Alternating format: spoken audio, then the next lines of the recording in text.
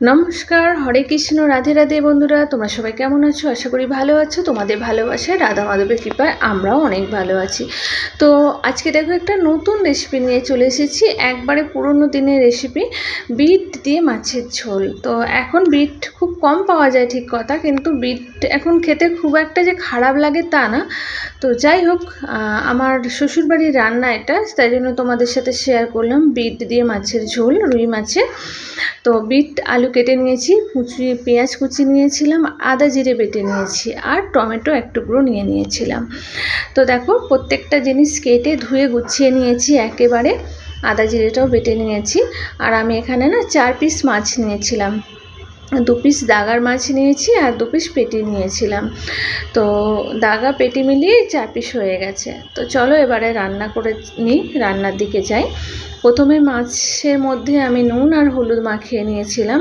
আচ্ছা, এখানে একটা কথা বলি, তোমরা চাইলে মাছের মধ্যে আগে নুন মাখিয়ে রেখে দেবে। তো আমি এটা কিন্তু করি, কারণ এটা আমার কর্তামশাই বলেছিল যে মাছের মধ্যে আগে নুন মাখিয়ে রেখে দেবে, তাহলে মাছ থেকে জলটাও বেরিয়ে যাবে, আর তারপরে হলুদ মাখাবে। তো যাই হোক, তারপরে ভালো করে কড়াই তেল গরম করে নিয়ে মাছগুলো আমি ভেজে নিয়েছি নুন হলুদ মাখিয়ে নিয়ে। দেখো, খুব বেশি ভাজিনি, মোটামুটি একটু হালকা ভেজেছি। তারপরে ওই তেলের মধ্যে কেটে রাখা বিট আর কেটে রাখা যে আলুগুলো ছিল একসাথে ভেজে নেব, কারণ বিট আর আলুগুলো একটু ভেজে ভেজে তুলে নেব। তো এর মধ্যে অবশ্যই একটু নুন দিয়ে দেবো। আলু আর বিট যখন ভাজবো, ভাজার সময় একটু দেখো আমি নুন দিয়ে দিচ্ছি। নুনটা দিয়ে ভালো করে একটু মোটামুটি একটু ছ্যাঁক লাগবে, মানে আলু আর বিটের মধ্যে একটা ভাজা স্পট পড়বে। তো তখনই বোঝা যাবে যে একটু ভাজা হয়েছে। তো তখন ওটা আমি মানে ভাজা হয়ে গেছে তুলে নেব তো কড়া থেকে। যাই হোক, নুন দিয়ে আমি কিন্তু এটা ভেজে নিচ্ছি। দেখো, ভাজতে ভাজতে তোমাদের সাথে বেশ কথা হয়ে গেল। আর তেলটা একটু বেশিই হয়েছে ভাজার থেকে, তো মাছের তেলে যেহেতু ভেজে নিয়েছিলাম সেজন্য অনেকটাই তেল রয়েছে। এবার এগুলো আমি তুলে নেব, অনেকটাই ভাজা হয়ে গেছে, দেখো বোঝাই যাচ্ছে। তো বিট আলুটা ভেজে নিয়ে আমি তুলে নিয়েছি। ওই তেলের মধ্যে আমি জিরে ফোড়ন দিয়েছিলাম, তারপরে যে কেটে রাখা পেঁয়াজগুলো ছিল পেঁয়াজগুলো দিয়ে দিয়েছিলাম। পেঁয়াজগুলো ভালো করে একটু ভাজা ভাজা করে নিয়েছি। দেখো, ওই তেলের মধ্যে আর বেশি তেল দিইনি, কারণ অনেকটাই তেল হয়ে গেছে। তো বিট আলু দিয়ে মাছের ঝোল মানে একটু হালকা হালকা হবে।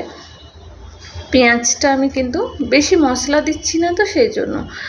তো পেঁয়াজটা একটু ভাজা হওয়ার পরেই আমি টমেটোগুলো দিয়ে দিয়েছিলাম। টমেটোগুলো দিয়ে একটু ভালো করে নাড়াচাড়া করে নিয়েছি। আর এখন টমেটো কি বলবো, এত শক্ত না, তাকে খুন্তি দিয়ে কেটে কেটে কেটে কেটে তবে নরম করতে হয়। যাই হোক, যেরকম সমাজে চলছে সেইভাবে সব কিছু নিয়ে আমাদের চলতে হবে।